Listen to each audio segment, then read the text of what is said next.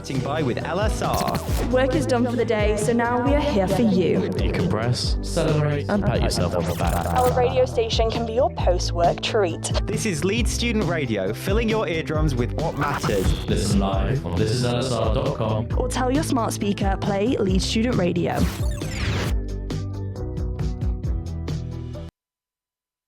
Hell yeah. You want to give your introduction, Tom? I do. Hey guys, welcome to Poetry Generator. This is a new poetry show that's going to be meeting every week, and the topic of today's week is the beat poets. We're also joined... I'm Leo.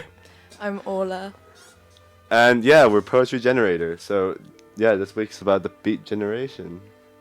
Take it away. It is indeed. So, we're going to begin by talking about... Well, first of all, the three big names. When everybody thinks of the beat generation is, of course, Allen Ginsberg, Jack Kerouac, and William S. Burroughs. So, before we get into them and what they did and why they're significant and the movement they made, I think maybe we'll go around and ask people what their personal experiences with the beats are, and whether or not they're even a fan of them to begin with. Orla, I know you're very fond of them. Do you want to start us off? Yeah, so I don't actually remember my first experience with the beats, but I had a phase when I was like 16 or 17 of just really being obsessed with Allen Ginsberg's readings of his poems in his album How. And so there are loads of recordings on like Spotify that of him reading his own stuff, and it's really nice to listen to. I found it really relaxing, and some of them are really long and set a good pace for like walking around. And so then after that I did my EPQ at A-level on the beat generation, and I'm a philosophy student, and I did it on like the philosophical influences of the beat generation. So I learned a lot about them, read a lot, got really into it, had to take a break, but now I'm back to enjoying them. So. Yeah, that's cool. That's interesting that you were exposed to them as a teenager. I personally came to it a lot later.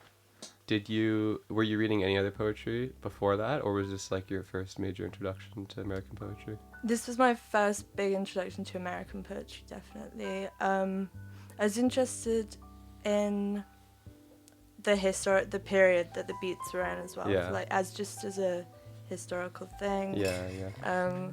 And also them being in New York, I think, has a really cool appeal, because it's kind of every celebrity you like now that you think is cool and has a New York connection is inspired by the beats or has something to do with the beats. But I was reading some of the poetry. We did it at GCSE, parts of it. And yeah, slightly older stuff that I liked. I was reading ancient poetry. I was studying classics, and we were doing Sappho and Ovid and stuff like that. So very, very different. But also Ovid is very countercultural. Ovid is low-key got a beat generation vibe, because Ovid is interesting because it's very autobiographical. Yeah. And that actually you see that in Eupulius. You see that actually in Sappho slightly, and then Aristophanes. You actually see that in ancient.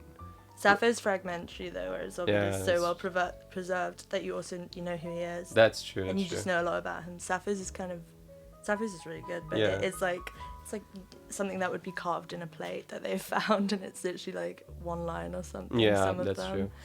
But the I don't know if I'll call it confessional poetry, but for, like first person poetry where you are the subject and it's autobiographical, it comes in and out of fashion with different movements, and with the beats is obviously very central to it. So much so that when Hunter S. Thompson was doing almost the same thing 15 years later, it got called journalism. But okay, maybe we should move on to Henry or Leo. What do you guys what is your experience with the beats, if any? Personally, I'm kind of the exact opposite of Orla. I've not really read much. I've come across a couple of Kerouac and Ginsberg poems, but only ever short ones. Never read, the like key pieces that define this movement on the road or how.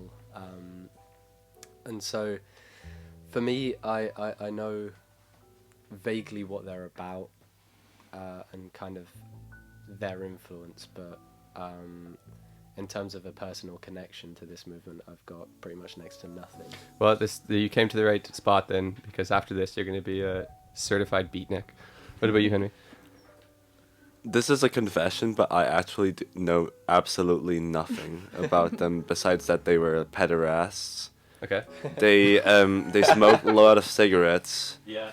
They were like, Tarantino tried to imitate them, but it's cringe. Everybody tried to imitate them. Yeah, I mean, the they, hippies they, tried to- they, well, we'll get into they that. wore leather jackets, and I could never. They weren't wearing leather jackets that much. Were they not? They're I wearing thought berets. They're wearing berets. A beret. Yeah, they were Oh, wearing okay. berets and little glasses and striped shirts. And zoot suits. Yeah. Right? That was like a parties. Which I guess leads us, unless, did you want to add something else, or can we get into the... What have you history? read? Have you read anything? I always thought they were the same as the greasers. Yeah. I always conflated No, them. well that's fine, but they're both post-war subcultures, but the Yeah. greasers is a youth movement, and it comes from, I mean, it's very different. yeah, it's kids. It's like I the know. rockers of the mods. Like it's not necessarily intellectual in nature. The beats come from well, you could say they come from different places, but They're very bohemian kind of. both, yeah, New York bohemian scene. I mean, but then,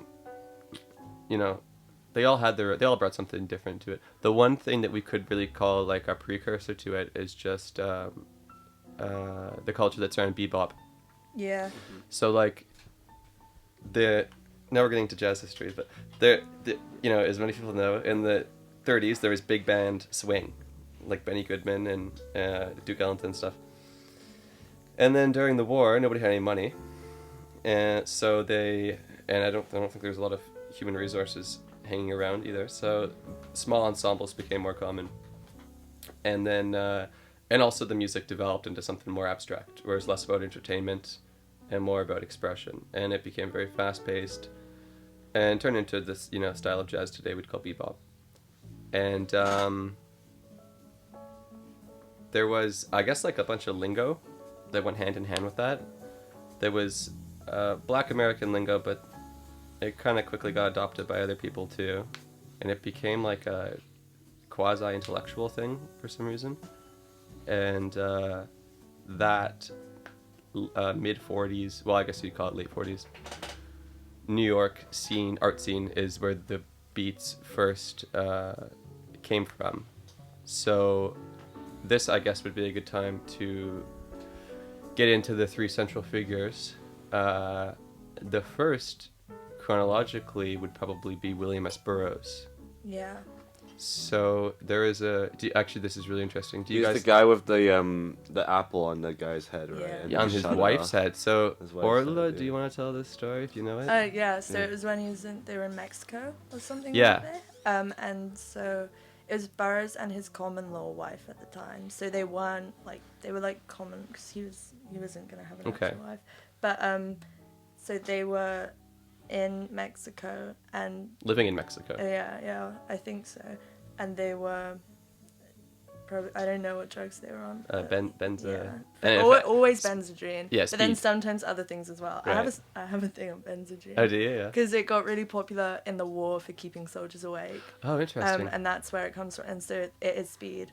But you could get it over the counter for a really long time. Okay. But then it would start to make you like hallucinate and go crazy. But they were always on Benzodrine. Okay. Burroughs was also on heroin a lot of the time. Right. He was like the hardest drug user of all of them. He was very experimental with it. Which also I think maybe is because he's very wealthy. He came from a rich family. That's true. Southern wealthy family, I believe. Yeah, it was Yeah. St. Louis. Yeah. So- Okay. Oh, yeah. okay. Well.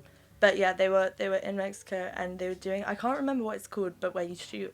The William Tell Act. Yeah, Which you is like an shoot old an apple. saloon thing, right? But Yeah, you shoot an apple off someone's head and he just shot his wife in the head. Didn't he? he did, Yeah. and she died. Yeah, shit. And he was, I don't know if it was his parents' connection or what, but he, basically avoided facing persecution. Maybe being in Mexico. Well, that was the second person that the Beats were involved in killing. Right. In a short amount of time. Right. Well. And I think Kerouac got like 2 months for his involvement in like disposing a body that they. Yeah. Okay. So let's pause from Burroughs now and flash forward to two young Columbia students in, I guess we could also say this is the late There are 3 40s. of, yeah. Okay, 3 whatever. And so these guys are enjoying. This is early 40s, actually. Oh, is it? Okay, I'm sorry. This is like, or mid, I don't know. Mid. Okay, so these guys are enjoying New York during, and I guess shortly after the war, and they're living as bohemian intellectuals and whatever, and libertines. And then what happens, Orla? How does So basically so Kerouac wasn't actually a student at this time. He'd been kicked out. He joined the Navy for a little bit. Okay. And then he came back and he started hanging out with Allen Ginsberg, who was a student, and their connection was basically this guy, Lucien Carr, who was just like a kind of a big name on campus of 1940s Columbia University, who was also from St. Louis, which is how he knew Burroughs, and he's the one that kind of brought them all together. Interesting. So it was literally this, I mean, he started Columbia when he was 17, Ginsberg was 18, Kerouac's like 21, Burroughs is like 25 maybe. Okay. But they're all brought together by Lucien Carr, and he's very like, he's like a big social figure. He's like, people love him, he's very popular, he's very rebellious. He's studying Emersonian Transcendentalism Very cool. at Columbia. And yeah, he basically just brings them all together, gives them like an ideology of how to make great art. And then one night they're out, he's drinking. This guy he's known that's been like kind of stalked. There's this guy, David Camera, who's been stalking Lucien Carr kind of, that he knows from home. He's a lot older. He is interested in him like sexually. It is that kind of thing. He comes on to Carr stabs him, and then calls up Kerouac to come help him throw the body into the river and get rid of the knife. Wow. And then confesses like 2 days later. And there's like a lot of interesting writing about him being in like the room you go to in the police station, confessing, like reading his poetry books and being very like stark and handsome and stuff. Interesting. But yeah, Kerouac, so he had the knife at his house. They tried to get Burroughs to help them, but Burroughs said no, because he was more like weirdly straight, but then not like straight edge in the same, you know. But he wasn't. Well, he was like there's different types of degenerate libertines. He's like kind of old money, like I know when to fool around and I know when not to. Yeah. And so these other guys were he just wouldn't get kids. They were just involved. kids that were having fun. Yeah, and they I think their plan was they wanted to go join the Navy or the Merchant Marines again. Okay. They wanted to enlist, and they wanted to be at Paris for the end of the war for some reason, but they couldn't do that. They went and confessed. I literally think Kerouac was in jail for maybe 2 months. Interesting. And then he got married so that I think his wife's father would pay to get him released or something. It was to do with that. So the Beats' whole thing in the early years, and for some of them throughout it, was like they can kind of do whatever they want and get away with it, and that's how you make good art, is by like living unrestricted from like kind of conformity and like just naked self-expression all the time. But that also kind of then makes you a bad person sometimes, because if you're so unrestrained by anything, you kind of... Well, for sure, and we'll get into that. We'll get the it's a kind of pride, really, thinking that you're above, you know, all art that came before you, and thinking you're above society's rules. And there is a great immaturity to this artistic movement, which we'll get into, I have a question. of course. Where are all the libertines now? Where's all the bohemian culture? There's none in Leeds. Well, I don't know. It's because there's like I think there's two fractions. I think there's like, still you have your art students, and a lot of them are gay, and they like to party and have fun and dress however they want. And then, but the real counterculture is like reactionary incels. Yeah, but they're not like... They're not having fun. They're not having fun. No, they're not. That's They're not true. bohemians, and they're not libertines. They're kind of like They're all on their year abroad. anti-bohemians. Yeah, that's a very good point. I don't know. I don't think like Gen Z is really too into just like... It's quite conservative now. Yeah, like I don't think Gen Zs are really a party generation, for better or worse. And when they do party, it's more like a social function, rather than I think we are like... authentic, crazy transgression. You know. Well, I don't know. But I think people party, but I don't think people talk. I don't know. I think partying has just become less bohemian. Like, it's still happening, but just not in the same way. Yeah, the kids are kind of responsible today. They don't...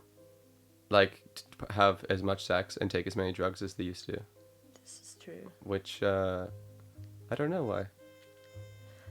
Someone did a talk about that. Did they? I don't remember. At Yeah. Phil's talk last year. Why your parents had more sex than you and why it's the government's fault was the title. Oh no, I- I think That was Oliver. Oliver, said- yeah. yes, Oh really? I think it's probably the internet's fault.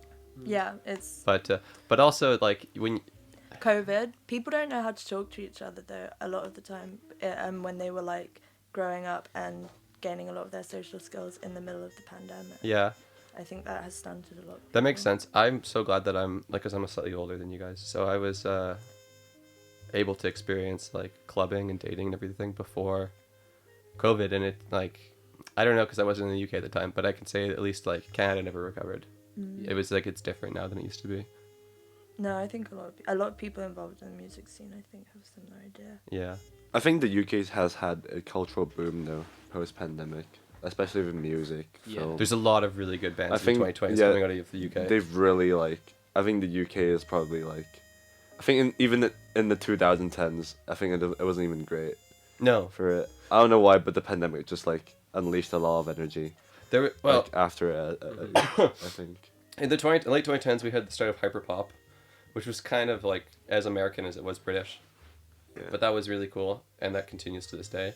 And then in the 2020s, like we had like the windmill scene, Yeah. and then suddenly there's like all these. I don't know how you would even label them, but it's kind of like folk prog. Yeah. I don't know how to describe the windmill scene. Any instrument you can find playing Yeah. on stage. but like that has not happened in a long time in the UK, like a unified No. musical movement. But it's quite an interesting one because it all seems to have stemmed pretty much from one band, Black Country New Road, and it's crazy that like, for me it seems that within like 5 years, all of this amazing music has come out and diversified from one central point Yeah. in such a short span of time. I've not seen many movements that happen in that same way. Well, Nirvana and grunge, or Sex I Pistols guess, and yeah. punk, or whatever. But Yeah. No, but then the quality of this decade, I think, kind of supersedes almost everything. Like, dude, it's so good. like Jordy Grief and Like, Squid, dude, they're so Grief, good. Squid, They're so good. Dude. Like, I know. I'm so glad to be alive at like, this point in time. what's that band called? It's like this jazz, hardcore band. Maruja. Maruja, yeah. Oh yeah, yeah. Like all these, like the quality is just so high. Yeah, and totally. It's like, and it's from like one bar in Brixton, Yeah. so it's kind of insane. The windmill. Yeah. the windmill. We should do a pilgrimage there sometime. Yeah. Yeah. That'd be sick. My friend Crash at Alex's. LSG is a big fan. Apparently there are a lot of lookalikes. Like you go there and everyone looks like they could be in Black Country New Road, which is Yeah. exciting. Well, that. Or But that, or they're like now there are Geese lookalikes. Now it's Yeah. Cameron Winters lookalikes. well, Leo looks like Cameron yeah, Winters. I did see you shoot a slight glance towards it, but That's slightly funny. called out. Okay, let's get into the texts. Yeah. So the first one that I wasn't like familiar with the dates, so I wrote them down. So let me bring this up. Who wants to do the reading? Oh, yeah. I'd be happy to because I've not got as much to say. Okay. Yeah. So okay, we'll do that too. But first, Junkie appears by William S. Burroughs in 1953. I don't know. I guess he'd be in the late 20s at this time, maybe even 30. But this is obviously a book about an autobiographical, experimentally written book about a man's heroin addiction. Then in 56 we have Howl, which becomes a sort of, which is not a novel. It's a poem, and it becomes a sort of, I don't know what you call it. It's the central text to this whole movement, and it's kind of the what's the word I'm looking for? Not originated. When something proliferates out of one, Virgins. the hearth. There's Yeah, virgins. no, but when something is like the origin point of a It's like an impetus. A thing. bit in a Okay, way. we got Yeah. that. It's the impetus. And then 57. The next year we have On the Road, Jack Kerouac, which is an autobiographical novel, Sorry. and which tells the story of his bohemian travels around America with all these other characters. Dharma Bums comes the next year in 58, a little more darker, but also very interesting. 59 we have Naked Lunch by Burroughs, which is by far the most experimental book that comes out of any of this, and it is like very postmodern and abstract, and I in a way maybe like in terms of high literature, probably has had more impact than all these other ones. But Subterraneans by Kerouac comes in 1960. We got 61 is Big Sur. And then by the time you reach the early 60s, you know, a lot of these New York guys have gone to San Francisco. They're in San Francisco by Hal. Oh, are they? in Okay. There's a big exposition in 56, isn't there? Yeah, Where yeah, they there read- is this 7 galleries. Yeah. Yeah. 6 galleries, maybe? It's in... 6 galleries. Ah, Yeah. yes, at the Lawrence Ferlinghetti's bookstore. Yes. Yeah, okay, yeah. That's who publishes all the physical copies of any books you have by the Beat Generation. They're from City Lights Bookstore in Right. San Francisco. And we should mention that Ferlinghetti went to court because of an obscenity Yeah. trial with Howell. The Hal obscenity trial was a really big thing because it was like... I don't know, the article that I used to research it has now become you have to pay to look at. Aw. So, which is a shame because it was really good.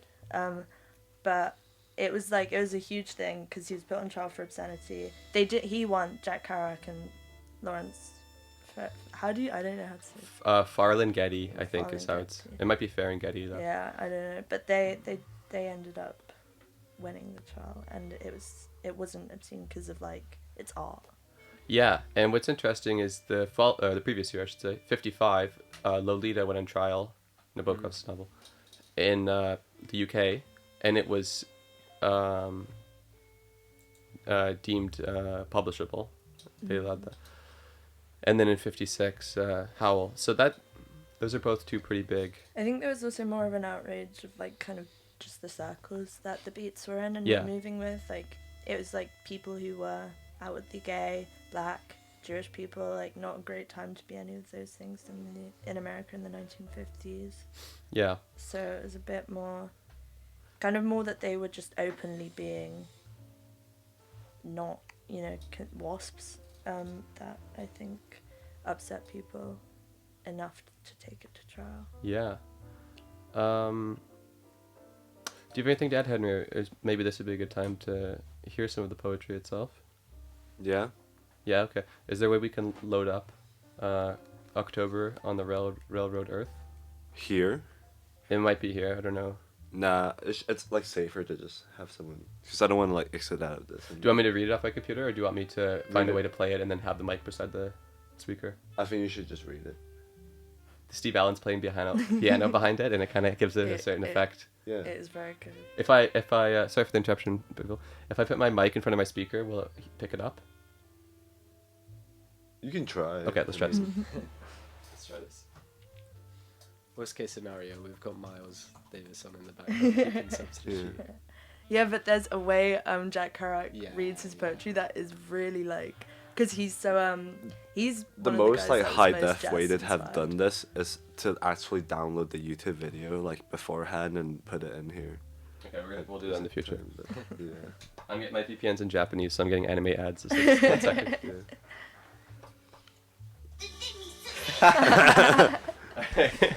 Okay, let me position my mic. Our one listener is gonna love this. 1 sec. We have free listeners right now. Did we actually? Yeah. I bet you one of them is my mom. All right, let me know if you can hear this, Henry. You can hear it. Yeah. Yeah, cool. Okay.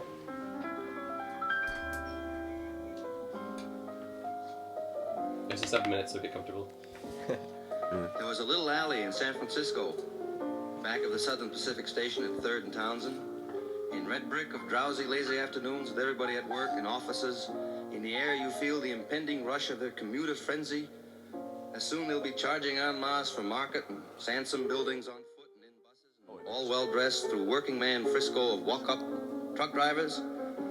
And even the poor grime-bemarked 3rd Street of lost bums, even Negroes so hopeless and long left east, and meanings of responsibility and try, that now all they do is stand there spitting in the broken glass, sometimes 50 in one afternoon against one wall at 3rd and Howard. And here's all these Millbrae and San Carlos neat necktied producers and commuters of America and steel civilization rushing by with San Francisco Chronicles and green call bulletins, not even enough time to be disdainful. They've got to catch 130, 132, 134, 136, all the way up to 146, till the time of evening supper in homes of the railroad earth, when high in the sky the magic stars ride above the following hotshot freight trains. It's all in California. It's all a sea. I swim out of it in afternoons of sun-hot meditation in my jeans with head on handkerchief, on brakeman's lantern, or, if not working, on book. I look up at blue sky of perfect lost purity and feel the warp of wood of old America beneath me. And I have insane conversations with Negroes in second-story windows above, and everything is pouring in. The switching moves of boxcars in that little alley, which is so much like the alleys of Lowell, and I hear far off in the sense of coming night that engine calling our mountains. But it was that beautiful cut of clouds I could always see above the little SP alley. Puffs floating by from Oakland, or the gate of Marin to the north, or San Jose south. The clarity of Cal to break your heart. It was the fantastic drowse and drum hum of lum mum afternoon, nothing to do. Old Frisco with end of land sadness. The people, the alley full of trucks and cars of businesses nearabouts. Nobody knew or far from cared who I was all my life. 3,500 miles from birth, all opened up and at last belonged to me in great America. And now it's night in 3rd Street. The keen little neons and also yellow bulb lights of impossible to believe flops.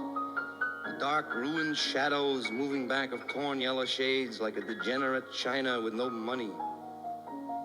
The cats in Annie's alley. The flop comes on, moans, rolls. The street is loaded with darkness. Blue sky above with stars hanging high over old hotel roofs and blowers of hotels moaning out dusts of interior. The grime inside the word-in mouths is falling out tooth by tooth. The reading rooms tick-tock, big clock with creak chair and slant boards and old faces looking up over rimless spectacles bought in some West Virginia or Florida or Liverpool, England pawn shop long before I was born. And across rains, they've come to the end of the land sadness, end of the world gladness. All your San Francisco will have to fall eventually and burn again. But I'm walking, and one night, a bum fell into the hole of the construction job where they're tearing a sewer by day. The husky Pacific and Electric youths in torn jeans who work there, often I think of going up to some of them, like, say, blonde ones with wild hair and torn shirts, and they say, "You ought to apply for the railroad. It's much easier work. You don't stand around the street all day and you get much more pay." But this bum fell in the hole. You saw his foot stick out. British MG, also driven by some eccentric, once backed into that hole. And as I came home from a long Saturday afternoon local to Hollister out of San Jose, miles away across verdurous fields of prune and juice joy, here's this British MG backed and legs up, wheels up into a pit, and bums and cops standing right outside the coffee shop. It was the way they fenced it, but he never had the nerve to do it due to the fact that he had no money and nowhere to go, and know his father was dead, and know his mother was dead, and know his sister was dead, and know his whereabout was dead. But and then at that time also, I used to lay in my room on long Saturday afternoons listening to Jumpin' George with my fifth of Tokay, no tea, and just under the sheets laugh to hear the crazy music. Mama, he treats your daughter mean. Mama, Papa, don't you come in here, I'll kill you, etc. Getting high by myself in room glooms, and all wondrous knowing about the Negro, the essential American, out there, always finding his solace, his meaning in the Fellaheen street, and not in abstract morality. And even when he has a church, you see the pastor out front bowing to the ladies on the make. You hear his great vibrant voice on the Sunday afternoon sidewalk full of sexual vibratos saying, "Why, yes, ma'am, but the gospel do say that man was born of woman's womb." No, and so, by that time I come crawling out of my warm sack and hit the street. When I see the railroad ain't gonna call me till 5 a.m. Sunday morning probably, for a local out of Bay Shore. In fact, always for a local out of Bay Shore. And I go to the whale bar of all the wild bars in the world, the one and only 3rd and Howard. And there I go in and drink with the madmen, and if I get drunk, I get. The girl who come up to me in there one night, I was there with Al Buckle, said to me, "You want to play with me tonight, Jim?" And I didn't think I had enough money. And I told this to Charlie Lowe, and he laughed, said, how do you know she wanted money? Always take the chance that she might be out just for love, or just out for love. You know what I mean? Don't be a sucker. She was a good-looking doll. She said, how would you like to cool with me, Mon? And I stood there like a jerk. In fact, bought drink, got drunk that night in the 299 club. I was hit by the proprietor, the band breaking up the fight, before I had a chance to decide to hit him back, which I didn't want to do anyway. And out on the street, I tried to rush back in, but they had locked the door and were looking at me through the forbidden glass in the door with faces like undersea. I should have played with her shoo-doo-doo-doo-doo-doo-dookie.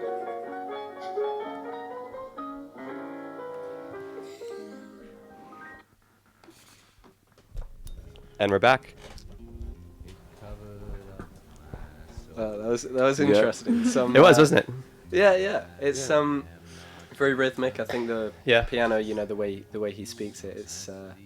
I don't think any of us would have done it justice. Maybe. No, I don't think so. It's totally formless, but Yeah. it's also Dude, the quality was very good. I was expecting it to be like kind of like the audio quality. yeah. The audio quality was very good. It was recorded for radio. It was recorded in a studio. Yeah. Okay. I couldn't imagine hearing that without the piano now.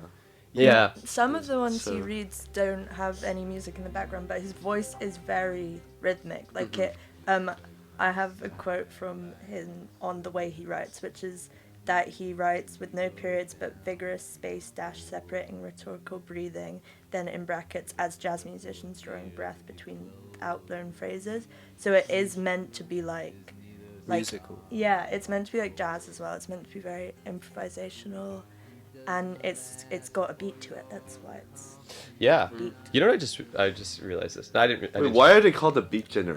Oh, I know this one. Okay. Yeah. Go on. Go. Okay, wait, but there are different views on why. There, like, two people have said different things.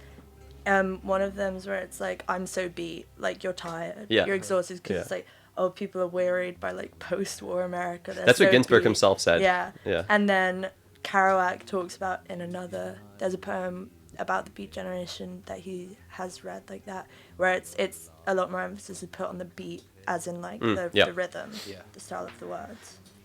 Wait, I have a He question. beeped when he should have bopped. What? It's like my lobster is too buttery and my steak is too juicy. Like, imagine living in any post-war thing. Like, dude, post-war was so much fun for so many places, dude. Yeah. But okay, Right. this is an interesting paradox. So on one hand, the lifestyle they're living could not have existed in many other places in time. It couldn't exist in the Great Depression, right? I mean, you can read that. That's Henry Miller, and that's a different story. I guess But- that's but they're- pre-war. but so- Pre-war is the shittest. And Yeah, that's what I'm saying. So they're definitely like enjoying the fruits of America's post-war economic boom, but at the same time, the consumerism took root then, as it did here in Britain, and so they're rebelling against that and saying, well, we don't need consumerism, we don't need all these material things to be happy. We want to return to some Adamite nomadic existence, sort of, which it's so naive because like obviously somebody's got to build the highway that you're going down, right? Yeah. So, but There's loads of post-war anxiety though as well after World War II because of the atom bomb and stuff. So there's the post-war economic boom and the excitement, but there was also a lot of people were like kind of frantically scared of like the state of the world and stuff. Yeah, the economics situation improves, but the existential one Yeah. doesn't. yeah, well, you're living in the atom bomb world after that, right? Yeah, That's why yoga became popular in the 50s. Interesting. Oh, I didn't know that. Yeah. In America it was popular other places as well. Yeah, and I guess we should maybe getting to the differences between these people. So, William S. Burroughs is, to me, he's kind of like the most he's extremely personal. It's a lot of the books are about, and he's also probably I would say the most like artistically abstract, and he seems to know, like experimental writing of the past in a way the others don't. Yeah. Okay. And I think he probably had. Well, I don't know if he had, because they all had classical educations. But I think out of the like main three guys we're talking about, he's probably the most. I don't know. Ginsberg is very. Ginsberg's. That's what I was gonna say. Ginsberg's Yeah. also Ginsberg intelligent. did teach as well, but he's older. He's a bit older. He is. Like So- when they first met, he was already doing stuff. Yeah, and so his work is about it's kind of like Jean Genet style and stuff. It's like about his sexual frustrations as a gay man and his heroin addiction. A lot of it is about his heroin addiction and being out on the street, which is a fascinating world to write about for people who are middle class suburban who don't get to see it.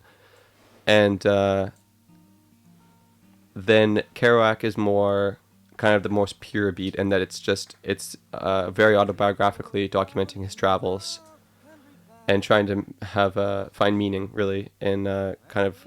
Kerouac stuff is like you read it and you can literally tell which other Beat Generation person is each character. Like in every book he writes, there's an Allen Ginsberg who has some name that is like it's like Alma Glasbox. Yeah, or Neil Cassidy, thinly veiled or something. It's like you can Gary Snyder is Zeffie Ryder in the Oh, really? Bumps. Like it's fun if you know it, but then it's also like I feel like Kerouac's maybe the easiest to dismiss as a writer as well a little bit. I agree, but it's a good entry point because it is the first I read. I think it's probably the first that a lot of people read is On the Road, which is fine because it serves that purpose. Then the Don't third. they do it in school in America sometimes? Oh, probably. I would imagine. I don't know because I'm in Canada. We didn't, but I wouldn't be surprised. With Ginsberg, it is it's less narrative. First of all, it's poetry. Yeah. But it is. I guess you could say it's experimental for in terms of form and the way that he described his process as being like how much you can express and get out in a single breath. And then you inhale again, then you recite the next line, which is I guess, in a way, how a saxophone or trumpet riff would work in bebop. But he was kind of, I don't know, almost like quasi-religious. He was trying to he was writing stuff that was like kind of like manifesto type, like doctrine, like this is the new culture and what we believe and whatever. So his stuff, I feel like, connects most closely to what followed, which was the hippie generation, which started in Ashbury Heights in the mid-'60s in San Francisco. Ginsberg invented the phrase flower power. Oh, really? I didn't know that. Yeah. He's also a big pioneer of he did a lot of traveling to India.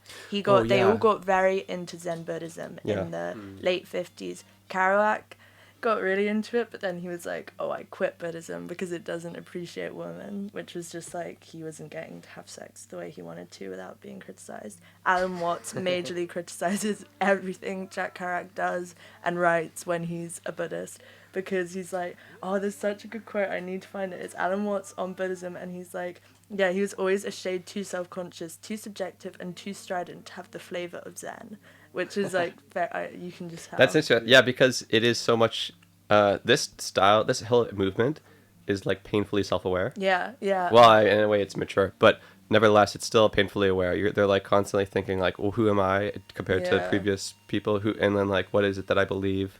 What's my style?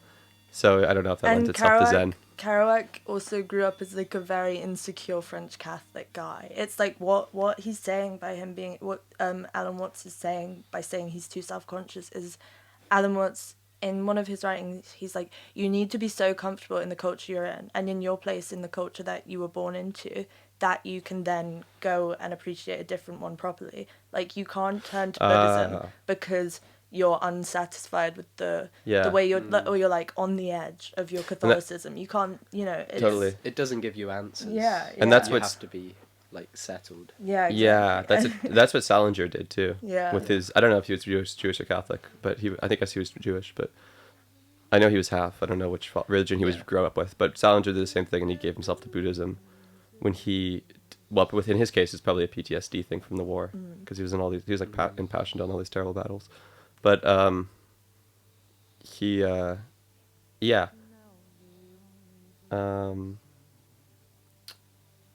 we could read. You want to move on to the next figure, in the You want to read our poem? What do you want to do? like Howl or something like that. I don't know. Was that too long? No, How's that's like long, but that's it's really very broken long. into Yeah, three it's like a sections book. though. We could do how. There's also the publisher we were mentioning earlier, Lawrence Ferlinghetti, wrote a book called The Dog, which I like. Yeah. I haven't The read Dog that one. Walks. Was that a bit after or around Same the era. time? Yeah. Oh, I have a question. How did it end? How did the Beat Well, Generation- that's Turns into the hippie movement. Kerouac becomes Kerouac alcoholic. dies at 47 in Florida. And Neil Cassidy gets run over by a train or something. Yeah. William S. Burroughs lives to be really old and hangs out with like Eminem and people like you. Oh, you- shit. When you What? look him up, there are all these pictures of him with like Let the me look this roguest up. celebrities you could imagine. Wow. There's this really sick photo shoot he did where he has a sword. Yeah, he went. So Ginsberg. Oh, not Ginsberg. Okay, well, that's actually an even more interesting story, but not Ginsberg. Burroughs goes and just touches down with every single art movement that comes after him, whether it's like the factory scene, Warhol. yeah, or whether it's the CBGB post-punk scene. You know, Patti Smith was a big fan of his. Whatever it's going on here, and then eventually grunge, even like Kurt Cobain met him, and Yeah. he and Basquiat met him in the 80s. He was just kind of like seen as like a Culture daddy of counterculture, and I don't know how prolific he was in his older age, but he did still write some stuff. I know he did a play with Tom Waits, Oh, Did he? really? I which didn't is know very that. good. It's actually really, really, really good. What's it called? The Black Rider. Okay. It's really good actually, and that was in '93, and so Yeah, I so late. think he died in '90. He died like very Six? old. Yeah, for like a guy who's doing so much heroin all the time and was already older than all of them, it's like Yeah. really pulled it through. Yeah, well, he did But methadone at the that end, was- yeah. but And okay. there's an interview of him on TV as like kind of an older guy and talking about all these drugs he did, and the guy interviewing him is like, how can you like advocate It's that? William S. It's William F. Buckley, isn't it? Yeah. Who, for people who don't know, William F. Buckley was the Ben Shapiro of the 60s and 70s. He was the conservative, the main conservative talking head. This is like a detour thing, but what actually happened after the post-punk CBGB stuff? Because obviously 80s New York became like yuppie and Well, New Wave, and then New Wave went into New Romantic, and like New Romantics from like the UK though. It's like from That's true. from Birmingham of all places. Like that's true. I've always thought like because New Romantic music is so colorful and so happy and so like Oh, but tropical. you say Birmingham because it's But it's- Covent Gardens was where the one club that they all came. Duran Duran and stuff. It was all Yeah. of that one. Like for example, Prefab Sprout from Durham, Duran Duran from Birmingham, like all these like depressing industrial, Boy George, depressing like deprived like urban areas. yeah, And then they have like the happiest music. It was like how? yeah. Well, I don't know. Maybe there was a way to cope with it. Birmingham also birthed John Bonham, Robert Plant, and all Yeah. of Black Sabbath, Yeah. which was super heavy and industrial. Well, No, I don't know. that makes sense because That makes more sense, yeah. that makes more sense, but not like colorful, happy, music. I don't know. After post-punk, things become complicated, don't they? Yeah. Like in New York specifically, like it became very yuppie. And they were like listening to like Huey Lewis and the News and Oh yeah, yeah. Like Band on Ballet. into the Reagan era, it was like yeah, it was like old like late Genesis yeah. and stuff. Like it, like gated drums and like really overproduced synth music and Yeah. I don't think New York But- made a return until the 2000s with Yeah. you have the Strokes era and True, but and Franz Ferdinand. Well, no, Franz Ferdinand's Franz Ferdinand British. is Scottish. Are they Scottish? Yeah. Okay. Sorry, not them. But one thing that New York did have was Sonic Youth in the '80s, in late That's '80s. Yeah. Yeah. Um, And then I guess early 80s, the CBGB scene continues with like Blondie, Talking Heads, those kind of bands. Yeah. And I think it is just kind of late 80s, 90s. There's a bit of a drop in productivity of New York bands, but yeah. There's it a bit comes of a- back. There's a bit of a drop in. Honestly, dude, there's a bit of a drop in like good music in general in the late '80s. Yeah. Like there's Yeah. you've new wave and you have all these great things in the early '80s, mid '80s, whatever. You got corporate synth pop stuff, and then nothing happens until grunge and Actually, Britpop. no, dude. The best hip hop records ever were born in that era. Late 80s. Oh, that's so true though. Yeah, like yeah, Slick yeah. Rick and Beastie Boys Slick and Rick, Beastie Boys. Okay, yeah, that's and true. That's true. Nas and Biggie and Tupac. Like, actually, no, Biggie, that's not more Tupac. like- Tupac was California. Yeah. Yeah. Oh, those guys are more. Yeah. When it starts to get gangster, it's more 90s. Yeah. But Still, I guess it's like the turn of that. It's starting to happen. That's true. Okay, yeah. It's- I guess there is a lot of.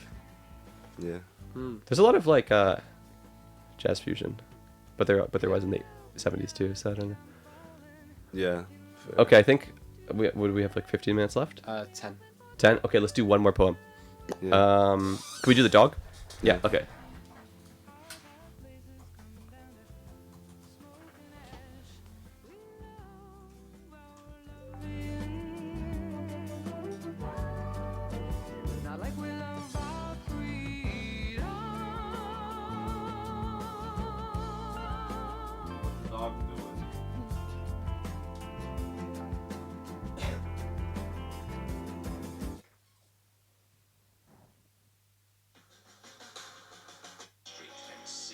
Okay, that's a really bad reading.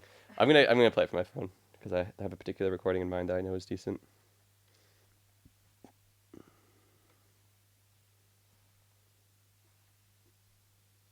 Meanwhile, any suggestions for next week's theme?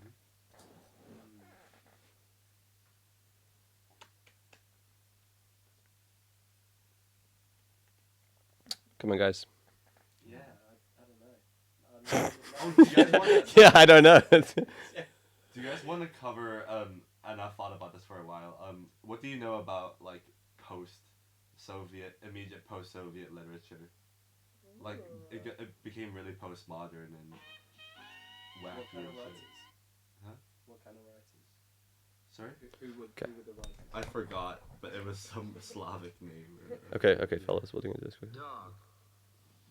There's a dog that walks around this part of town, and he trots freely in the street and sees reality, and the things he sees are bigger than himself, and the things he sees are his reality. Drunks in doorways, moons on trees. The dog trots freely through the street, and the things he sees are smaller than himself. Fish on newsprint, ants in holes, chickens in Chinatown windows, their heads a block away. The dog trots freely in the street, and the things he smells smell something like himself. The dog trots freely in the street, past puddles and babies, cats and cigars, pool rooms and policemen.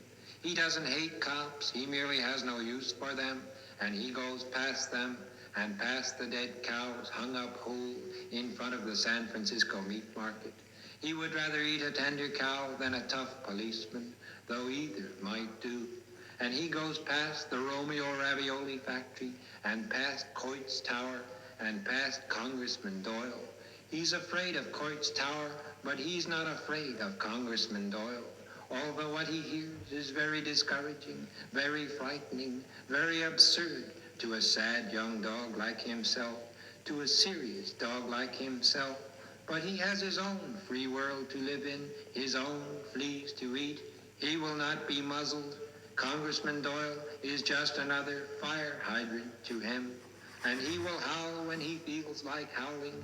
He will not be impounded by customs collectors who call themselves literary critics. The dog trots freely in the street and has his own dog's life to live and to think about and to reflect upon, touching and tasting and testing everything, investigating everything without benefit of perjury, a real realist with a real tale to tell, and a real tale to tell it with, a real live barking democratic dog engaged in real free enterprise with something to say about ontology, something to say about reality and how to see it and how to hear it, with his head cocked sideways at street corners, as if he is always just about to have his picture taken for Victor Records, and listening for his master's voice, and looking like a living question mark into the great gramophone of puzzling existence, with its wondrous hollow horn,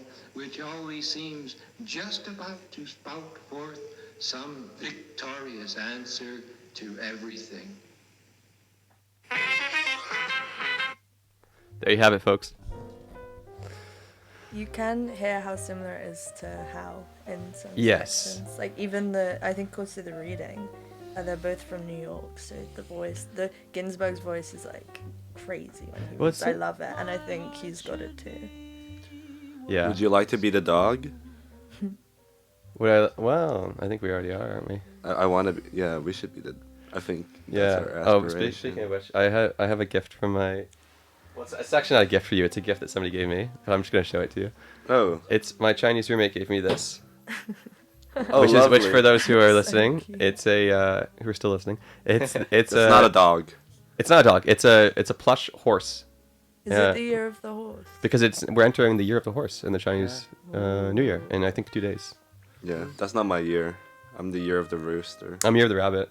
I think I'm the rooster as well. Are you? You're 2005. Yeah, I'm 2005. Oh, you I guys think are I'm so a young. dog. Yeah, you got that dog You're in you. 2006. Yeah. Yeah, you're the dog. Very good. Oh, this is one of my favorite like poetic songs ever. It's Casimir This is a really Pulaski sad Day. song. I don't actually know this. Dude, I love Really? this song. It's, Okay. it's so So beautiful. sad. Yeah. Let's finish this off because we have 5 minutes Yeah. by talking about how relevant are the beats today. When you read this, and what I really mean is this just a bunch of art students having fun and being irresponsible, or is there something significant here is there a legacy, and if so, is it a value? I think we should start to sort of dismantle the false dichotomy between that, like, fun is art and art is good and intellectual and shit. You know what I mean? Yeah, I mean, Imagine- there's so much people. Okay, go on. No, sorry, I'm sorry. Go on. Imagine, like, in 20 years, they talk about the general commute subculture. I don't think that's gonna happen. Poetry generator is. The This is poetry gonna be. We're gonna generator. have. Mark my words. We're gonna have a Wikipedia page, Yeah. and it's gonna have literary circle. The lead school of poetry. Yeah. Yeah. They're Yeah. gonna call it. Yeah. By the way, we also have. If anybody's listening, it's a student. We also have a poetry group, which this radio show is named after. We meet Fridays from 4 to 6 in the School of English. So feel free to come by and read your poetry with us. You got to read the classics. Yeah. To be honestly, really, and you got to study the old masters before you can. Well, you don't have to, but you should. And I don't know. I think these guys did to some extent, but I would. I think they each had like one guy that they like one writer from like Ginsberg is Blake, and it's like he's very into it. Yeah. I would, and then I guess maybe Jack London for Kerouac. or- Yeah, or I don't know if Kerouac really read, or like I don't know if there's a list. It's my lock screen. It's like a required JC. It's from his diary. It's JC required reading list, and it's just got like every big hitter book. It's like Homer again, Chinese philosophy, all this random stuff. Like, he tried to read. I can't remember the name of it. Oh, the New and Old Testament is on his required reading list. Okay, well, if he's Catholic, like myself, he would learn it as a kid. Yeah, no, he was really. It's one of the great benefits about being Catholic, because you don't actually have to read it as a literary student, because you already remember it. But. The catechism. Yeah. Yeah. I feel like one thing about their poetry is it's nice, but I think it's hard to say that some of like the bad things they did outweigh the art they made. I think like killing people, the over the That's top base, freedom. dude. Yeah. I'm joking. But I think there's something to say for having creative freedom, but these people took freedom too far, and disregarded maybe too many norms. I don't necessarily think that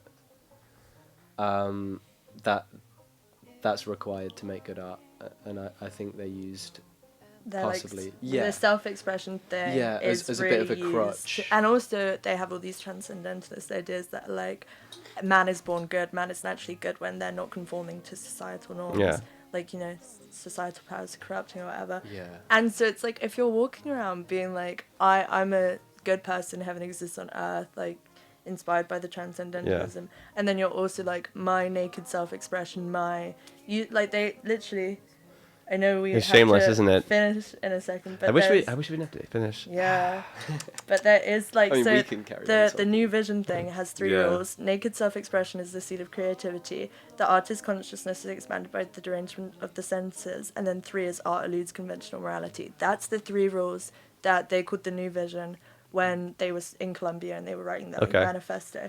And it's like, how can you be like if we were walking around with ideas like that, you would inevitably become a bad person or like Yeah. act Yeah, very nobody poorly. told them about original sin. I think they told Jack Kerouac too much about original I see. sin. I see. Alright, guys, I think it's time to close out the first installment of Poetry Generator, the first show. Okay. Well, I'm Thomas. I'm Henry. I'm Orla. And I'm Leo. And we'll see you again next week. Yeah, thanks for listening.